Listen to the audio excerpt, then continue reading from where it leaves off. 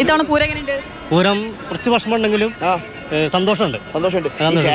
ചൂടത്ത് കൊള്ളുന്നില്ലേ? അല്ല, എനിക്ക് പതിവ് കച്ചവടമാണ്. ശീലാണ്. എന്താ വെച്ചാലേ ഇന്നും മുടക്കെടുക്കാൻ പറ്റില്ല. തൃശ്ശൂർക്കാർ പൂരല്ലേ, അപ്പൊ ഇന്നും മുടക്കെടുക്കാറില്ല. ഒരു കാര്യം ഞാൻ പറഞ്ഞിട്ടാ, മാതൃഭൂമി ന്യൂസിന് എന്റെ ആശംസകൾ. എല്ലാവർക്കും പൂരാശംസകൾ. തൃശ്ശൂരിന് പ്രത്യേകം ഞാൻ പറഞ്ഞിട്ടെ, എല്ലാവർക്കും ആചാരങ്ങൾ അറിയാം. അല്ലാത്ത ആൾക്കാരുണ്ട്, പുറത്തുനിന്ന് വന്ന ആൾക്കാർക്ക്.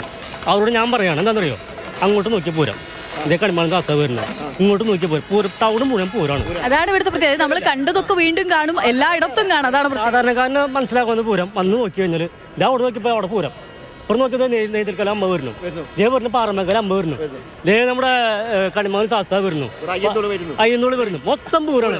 ശരിയല്ല, ഞാൻ പറഞ്ഞ തെറ്റാണോ? ഗായകനും കൂടിയാണ് അല്ലേ? ഇറങ്ങിപ്പോയി കഴിഞ്ഞ അപ്പോഴും പൂരം വൈബാണ്. ദേഹത്ത് ഇറങ്ങി തരാൻ മേളം കഴിഞ്ഞിട്ടില്ല, മടത്തി വരും കഴിഞ്ഞിട്ട് മൊത്തം പൂരാണ്. 36 മണിക്കൂറും പൂരാണ്. ശരിയാണോ ഞാൻ പറഞ്ഞത്? ഇതാണ് ഇതിന്റെ സാധാരണക്കാരൻ കാഴ്ചപ്പാട് ഏറ്റവും വലിയ പ്രത്യേകത. ശരിയാണോ? അതായത് അക്ഷയ 36 മണിക്കൂർ നീണ്ടുനിൽക്കുന്ന പൂരം കണ്ടു കഴിയുമ്പോൾ അക്ഷയ്ക്ക് വേറെ കാഴ്ചപ്പാടായിരിക്കും. ഒരു ആനപ്രേമിയാണെങ്കിൽ എനിക്ക് ആനയാണ് പൂരം, ചേട്ടൻ ഇനിയിപ്പോൾ മേളമാണെങ്കിൽ ചേട്ടൻ മേളമാണ് പൂരം, അക്ഷയ്ക്ക് പന്തലും മറ്റുമാണെങ്കിൽ അതാണ് പൂരം, ചില ആൾക്കാർക്ക് ജനപ്രവാഹമാണ് പൂരം. അതാണ്, അതായത് എല്ലാം ഉണ്ട്. ചേട്ടൻ ഒരു പാട്ടുകാരനല്ലേ? എന്നാ പാടം ഞങ്ങൾ പറഞ്ഞിരിക്കുന്നു. പൂരമെനിക്കൊന്ന് കാണണം കാന്ത, പൂരമെനിക്കൊന്ന് കൂടണം കാന്ത, കാന്ത ഞാനും വരാം തൃശ്ശൂർ പൂരം കാണാൻ, തിമില എനിക്കൊന്ന് കാണണം കാന്ത,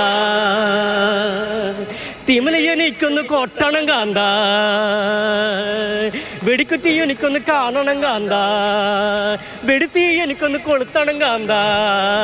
എന്തായാലും അതെ, ഒരുപാട് വേദനയുള്ള കൂടെ ഈ പൂരം കടന്നു പോകുന്നെങ്കിൽ പോലും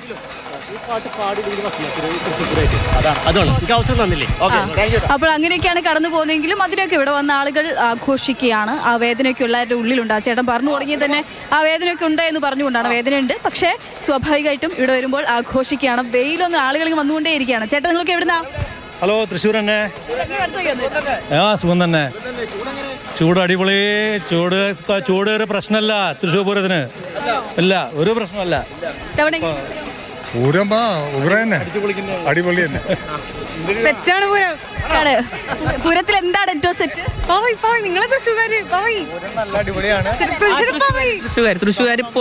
കേസൊക്കെ സങ്കടമൊക്കെ ഉണ്ട്, ഇല്ലെന്നൊന്നും പറയുന്നില്ല. പക്ഷെ ഇത് വേണം, നമുക്ക് കൊല്ലത്തിൽ ഒരു ദിവസം കിട്ടുന്നതല്ലേ. ഞങ്ങൾ ഈ ദേശക്കാരല്ലേ, ഞങ്ങൾക്ക് ഈ പൂരം വേണം, അത്രേ ഉള്ളൂ. ഞാൻ പട്ടാളക്കാരനാണ് കേട്ടോ. അപ്പോൾ നമ്മുടെ പുൽവാമ ഈ കഴിഞ്ഞിട്ടാണ് ഇപ്പൊ ഈ പൂരം നടക്കുന്നത്. അപ്പോൾ ഇതൊക്കെ സംഭവിക്കുന്ന കാര്യമാണ്.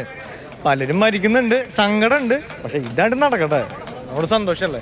അത്ര തന്നെ ഉള്ളു. നമുക്ക് പൂരം എന്ന് പറഞ്ഞു കഴിഞ്ഞാൽ ഒരു വികാരമാണ്. തൃശ്ശൂർക്കാരുടെ വിചാരമാണ്. അത്രയും എന്താ പറയാ, ബ്ലഡ് ഓഫ് പൂരം. ഒരു സന്തോഷമുണ്ട്. ചില മീഡിയാസ് കുറച്ച് മോശമായിട്ട് ചിത്രീകരിക്കുന്നുണ്ട് പൂരത്തിനെ. നമ്മുടെ വലിയ ആരാധകയ്ക്കാണ് നമ്മള് സൂര്യഭാവതിയുടെ ഒക്കെ, പക്ഷെ സങ്കടമായിട്ടുണ്ട് ഓരോ ഘട്ടത്തിലും. ശരിയേട്ടാ, എന്തായാലും ഹലോ. അപ്പൊ അങ്ങനെ ഹാപ്പി പൂരം.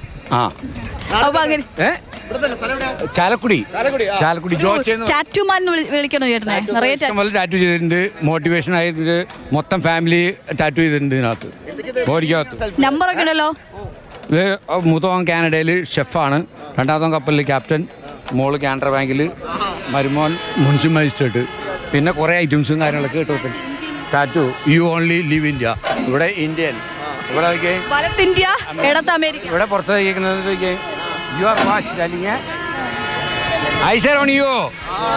അങ്ങനെ എല്ലാത്തിനോടുള്ള സ്നേഹം. അതൊക്കെ ഇതാ ഒരു മകളെ തോളിലേറ്റ് കൊണ്ടുവന്ന അച്ഛൻ എന്നെ നമുക്ക് ദൃശ്യങ്ങൾ കാണാം. ചേട്ടാ,